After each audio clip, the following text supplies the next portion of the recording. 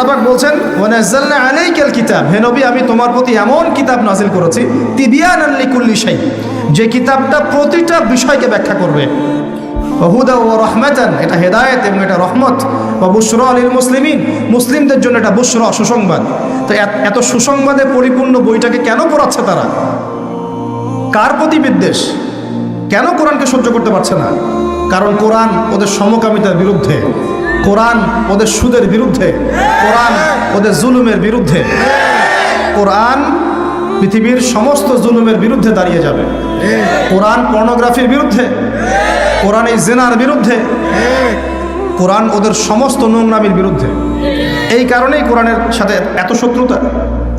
ওরা সারা বিশ্ব জুড়ে চুরি আর ডাকাতি করছে, কোরআন তার বিরুদ্ধে। সারা বিশ্ব জুড়ে শিরক ছড়িয়ে দিচ্ছে, কোরআন তার বিরুদ্ধে।